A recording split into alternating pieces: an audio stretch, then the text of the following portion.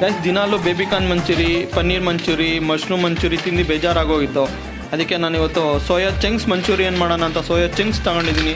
ಬನ್ನಿ ಯಾವ ಥರ ಮಾಡೋದು ಅಂತ ವಿಡಿಯೋದಲ್ಲಿ ತೋರಿಸ್ತೀನಿ ಗೈಸ್. ಒಂದು ಕ್ಯಾಪ್ಸಿಕಮ್ ತೊಗೊಂಡಿದ್ದೀನಿ, ಒಂದು ಟೊಮೊಟೊ ತೊಗೊಂಡಿದ್ದೀನಿ, ಒಂದು ಈರುಳ್ಳಿ ತೊಗೊಂಡಿದ್ದೀನಿ, ಒಂದು ಕಡ್ಡಿ ಕರಿಬೇವು ತೊಗೊಂಡಿದ್ದೀನಿ. ಗೈಸ್ ಸೋಯಾ ಚಂಕ್ಸ್ ತೊಳ್ಕೊತಾ ಇದ್ದೀನಿ ಸ್ವಲ್ಪ ನೀರಲ್ಲಿ.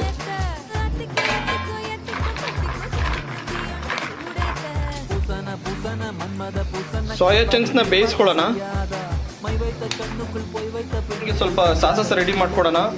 ಸ್ವಲ್ಪ ಸೋಯಾ ಸಾಸ್ ಹಾಕ್ಕೊತಾ ಇದ್ದೀನಿ, ಸ್ವಲ್ಪ ಟೊಮೊಟೊ ಕೆಚಪ್,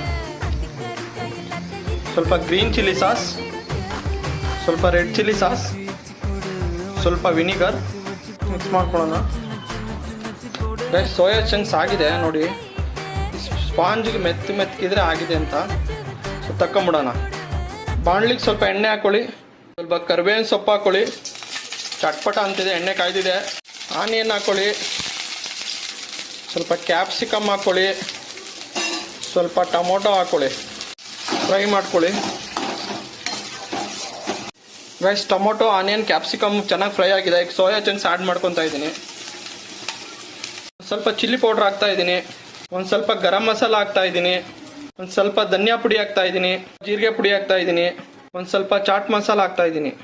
1 ರಿಂದ 2 ಸ್ಪೂನ್ ಸಾಸ್ ಹಾಕ್ಕೊಳ್ಳಿ, ರುಚಿಗೆ ತಕ್ಕಷ್ಟು ಉಪ್ಪು. ಚೆನ್ನಾಗಿ ಮಿಕ್ಸ್ ಮಾಡ್ಕೊಳ್ಳಿ. Guys soya chunks manchurian ready ಆಗಿದೆ. ಟೇಸ್ಟ್ ಮಾಡಿ ಹೇಳ್ತೀನಿ ಬನ್ನಿ ಹೇಗಿದೆ ಉಪ್ಪು ಖಾರ ಅಂತ. ಗೈಸ್ ಸೋಯಾ ಚಂಕ್ಸ್ ರೆಡಿ ಆಗಿದೆ. Soya chunks guys, soya chunks ತುಂಬ ಚೆನ್ನಾಗಿ ಬಂದಿದೆ.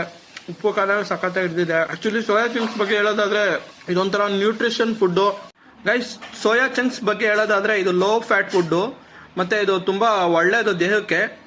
ಇದು ಬೇಸಿಕಲಿ ಜಿಮ್ಮಲ್ಲಿ ಟ್ರೈನರ್ಸು, ಜಿಮ್ ಮಾಡೋರೆಲ್ಲ ಚೆನ್ನಾಗಿ ತಿಂತಾರೆ. ನೀವು ಮನೇಲಿ ಮಾಡ್ಕೊಂಡು ತಿನ್ನಿ, ಎಲ್ಲರಿಗೂ ಮಾಡಿಕೊಡಿ. ಬೇಗನೆ ಮಾಡ್ಬೋದು, ಒಂದು 5 ನಿಮಿಷದಲ್ಲೆಲ್ಲ ಮಾಡ್ಬಿಡ್ಬೋದು.